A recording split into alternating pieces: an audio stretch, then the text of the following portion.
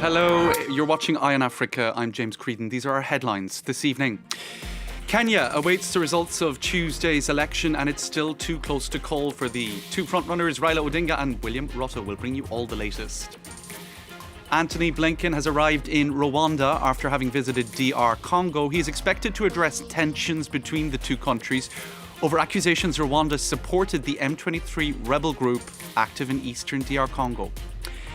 And Amnesty International has denounced arbitrary arrests and excessive use of force in Guinea. The main opposition coalition has been disbanded there after protests against the military government. Thank you for watching. Now, we start in Guinea, where Amnesty International has had harsh words for the military government there. Now, since September 2021, Guinea's armed forces have been in power after the overthrow of President Alpha Condé. He had adapted the constitution to stay on for a third term, and most vocal in its criticism of Condé extending his rule was the National Front for the Defence of the Constitution, or FNDC. It's the main opposition coalition in the country. Since then, the FNDC has turned its ire on the military government, protesting against their rule and calling for full democracy, which has led to crackdowns, sometimes violent. There were 5 deaths on the 28th of July last. Now the FNDC has been disbanded. For more on all that, we're joined now by Habibatou Galogo of Amnesty International. Thank you for talking to us this evening on Eye on Africa. Now, before we get to Amnesty's comments on the situation, can you give us some more background on those tensions in Guinea and what has led us up to this point? Hello, and thank you for having me here. Like you have already stated, the FNDC, the National Front for the Defense of the Constitution in Guinea, is a coalition of political parties and civil society organizations. And they have organized on 28th July. They have convened a demonstration which was repressed, and the authorities themselves have reported that 5 people have died, several others were injured, and we have also monitored and also documented, I think, the arrest of some leaders of the FNDC. And the FNDC seem to have been as critical of Alpha Condé as they are of this military government, right? They're really defending democracy in the country.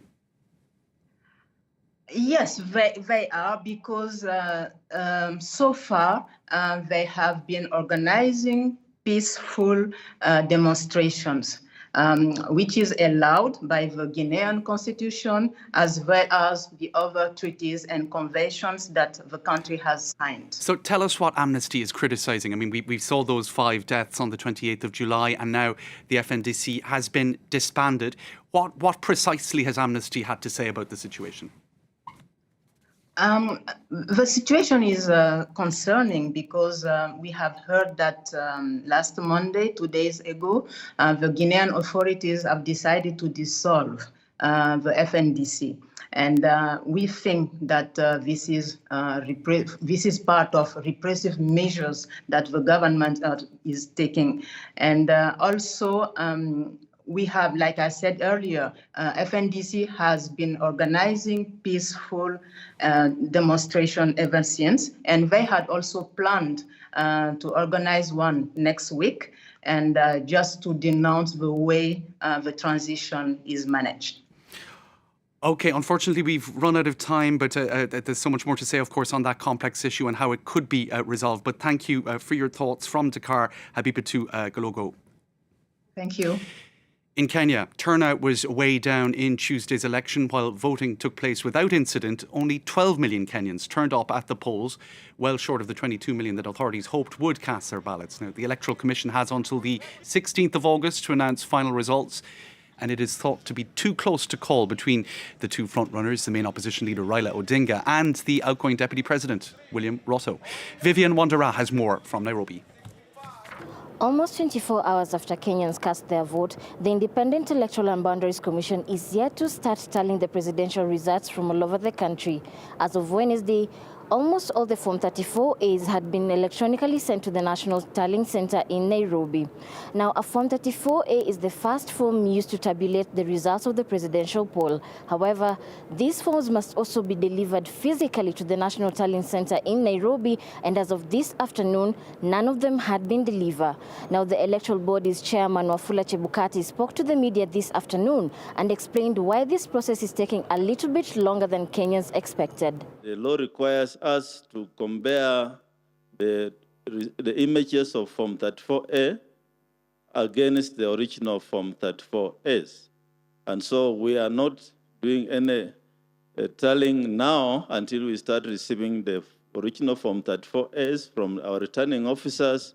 The Commission has 7 days as per the Constitution to complete this exercise, but we shall undertake to finish it as soon as possible once all the returning officers bring the documents to the National Tallying Center. The electoral body must confirm the numbers between the digital Form 34A and the physical Form 34A, as this was one of the issues raised during the 2017 presidential petition, which ended in a repeat poll. Now, the Commission has also allowed local media to do independent tallying of the presidential results, but restricted them from declaring any candidate as the president-elect. And numbers from the media show that both candidates have been going neck to neck. The US Secretary of State Antony Blinken is in Rwanda, having visited DR Congo. He's expected to address tensions between the two countries over accusations Rwanda has supported the M23 rebel group active over the border in eastern DR Congo. Now, this will be the third of 3 countries that Blinken has visited, having started his tour on Sunday in South Africa. Laurent Berstecker has more. Sending a warning to Kigali, Antony Blinken said the U.S. was paying close attention to the ongoing dispute between Rwanda and the DRC. We are very concerned by credible reports that Rwanda has provided support to M23. We call on all parties in the region to stop any support or cooperation with M23, or for that matter, any other non-state armed group. A former rebel group made up primarily of ethnic Tutsis, the M23 was officially defeated in 2013. But it took up arms again in November last year and has since been carrying out frequent attacks and raids in eastern DRC. Kinshasa has long accused neighboring Rwanda of supporting the insurgency, allegations which were recently backed up by the United Nations. In a leaked report last week, the UN said Rwanda had provided support and reinforcements to the M23 and even carried out military operations on Congolese soil. Following these revelations, several NGOs, including Human Rights Watch, urged Washington to ramp up pressure on Kigali. Blinken should make clear that the U.S. will impose targeted sanctions on government officials and others found to be supporting abusive armed groups. Antony Blinken, who arrived in Kigali on Wednesday, has already vowed to bring up the thorny issue with President Paul Kagame. The Rwandan leader has so far rejected any accusations that his country was involved with the M23 rebels. Staying in the region, and a massive prison break in eastern DR Congo. Some 800 detainees escaped from a prison in the town of Butembo. The authorities are pointing the finger of blame at the Allied Democratic Forces, or ADF. That's a Ugandan armed group responsible for numerous massacres in eastern DR Congo in the late 90s. Now, the mayor of Butembo has appealed to local residents to turn in the escaped prisoners to the authorities. Prison breaks are not uncommon in the east of DRC in the context of inter-ethnic tensions there. Now, every year around 200,000 children die from rotavirus, according to the World Health Organization. Children account for more than 90% of fatalities, most of them in Africa and Asia. The spread of this highly infectious disease can be prevented with a vaccine delivered orally to infants, but a number of African countries are facing shortages of the vaccine. Sam Bradby says more.